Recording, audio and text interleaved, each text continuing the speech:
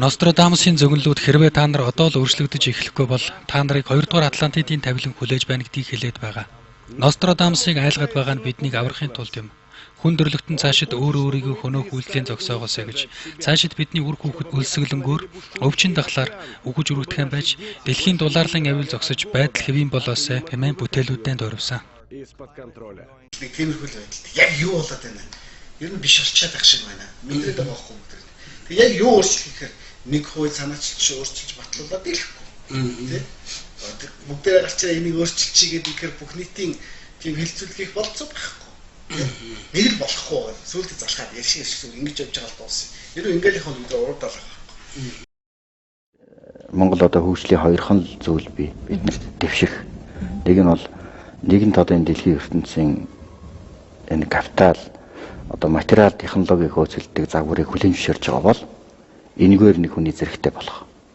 Нөгөө зам нь бол монголчуудын түүх усаатны үнэт зүйлсийг маш богино хугацаанд дотор хүч шаардаж одоо буцааж ингэж өөртөө тээж авах.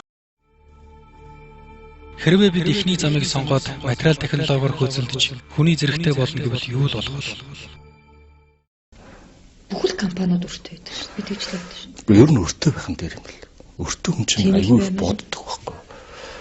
Өргө болоод ирэхээр хүн чинь ингээд аюул тийм амар амгалан хэлбэрлүүгээ ороод залхуурал чамайг доороос ч нэг хүн гатгаад байвал тэгээ чамд нэг өшөө нэг юу ч байдгийн те.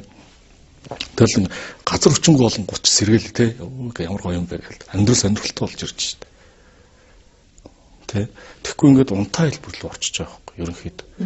Өртөөх чинь тэгэл нөгөө хүү гэдэг юм чинь мөнгөний хүү гэдэг юм чинь хах сайнд амрахгүй, бүтэн сайнд амрахгүй, шинжилээр амрахгүй.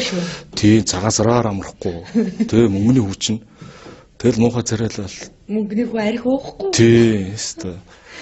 Тэгээд би одоо боддоо штэ. Ер нь нэг хүнийг нэг хөдөлгөх хүч дандаа байх хэрэгтэй байна да. Тэгвэл ерөнхийдөө бас нэг жоохон унтаа тэгэл хүн ч нөгөө амармаар санагдаад тэгэл за хэвээр 20 жил зовцсон байна гэж өөрийгөө хөөргөөл тий. Тэгхгүйгээр тэр Трампын ном өдр яад шүү дээ. Ерөөс битээ зогсоо улам хүчтэй үзээдэй л гэдэг шүү дээ.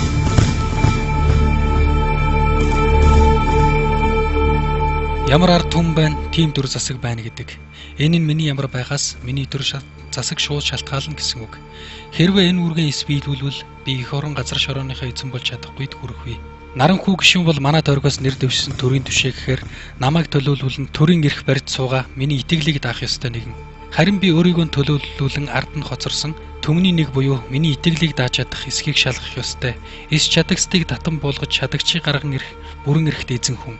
Хэрвээ энэ эзний бүрэн эрхээ эс биелүүлэн боолын тавиланд нэгнээр толгоогоо мэдүүлж заяа тавилангаан доройтвол миний л хох болох учраас би өөрөө хохироод үлдэхгүй тулд намайг төлөөлөх тэр хүн миний итгэлийг дааж чадах эсхийг шалгах үүрэгтэй. Хэрвээ миний шалгуур тэр хүн тэнцэхгүй бол өөрийг сонгох.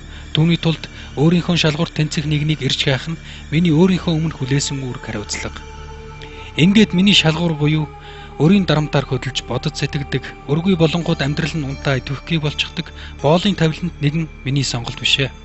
Энэ хүнд бүх юм байвч түүнд хүрнэ гэсэн зориг ирмэлцлэл нь төгс биш. Өрөөр хөдөлдөг тэгж амьдралаа идэвхтэй болгодог гэд бодоход ийм хүнээр өөрийгөө төлөөлөвлөн улсаа өдөрдүүлнэ гэвэл эдийн засгийн алуурчдын золиос болсон Араб, зүүн өмнөд Аз, Африкийн орнуудын араас орохгүй гэх баталгаагүй. Тиймээс өрөөр хөдөлдөг, өргөй бол амьдрал нь унтаа болдог. Энэ хүн миний сонголт биш. Өөрийн дарангуйлалд өөрөө дурлагч боол тавилантыг бэлтгэн боловсруулах нь колончлалын зам юм байна. Тиймээс миний сонголт эсэргээрээ.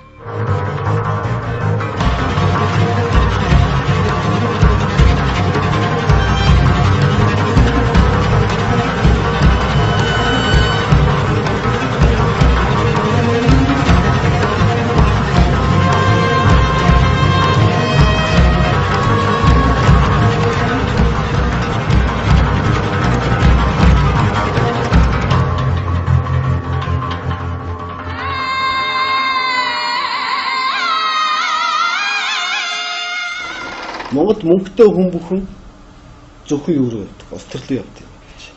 Эсвэл хоёр дахь нь мөнгөтэй хүн өөрөд таглаа явдаг. Эсвэл бол хат хэмжээ явдаг. ердөө 3 зам гэж байгаа. Тэгсэн хэлээд байгаа. Мөрөдөл замдад хар тамхинд донтохоос улс төр донтох нь илүү аюултай. Нөхцөл байдал руу орж байна тий.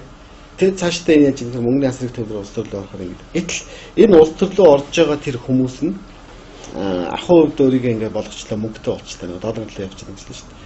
Дараа нь тэгвэл яасан гэхээр бүх асуудлыг мөнгөний системээр шийдэх сонирхолтой болдог байгаа байхгүй тий. Хоёрдугаар энэ хүмүүс юу гэдэг гэхээр үзэл санаа гэж байдаг юм байна л да. Ямар юмыг гэрүүлэх вэ? Энэ улс орныг ямар болгох гэж бодох биш. Зөвхөн мөнгөөрөө түрээд альтернатив зурлаад авчлаа. Энэ альтернатив зурлаж яхад би окей болж чинь. Тэ? Тэгээд дараа нь шунгууд яадаг гэхээр энэ нэгд улс төрийн систем орчих. Би улсын хурлын гишүүн болцсон бол энд чинь сайд бол илүү мундаг юм гэдэг. Энэ систем гэдэг юм. Дараа нь ерөнхий сайд бол мундаг юм гэдэг систем. Дараа нь ерөнхийлөгч бол зүгээр юм гэдэг. Яг энэ 5 давтын зөвж байгаа насанд дуусахад энэ нийгэмд ямар ч үр төлөвлөгөө өнгөрч юм гэж байгаа. Гэтэл энэ нийгэм чи өөрөө үзэл санаа гэдэг юм уу шал тустай. Хэрвээ үнэхээр тэгж явж байгаа та нарын мөнгө төгрөгтэй болсон юм бол одоо үзэл санаа Монгол ганцхан юм байхгүй гана тэр ирмэлцэл хүсэл ирмэлцэл ориглол нь байхгүй байгаа.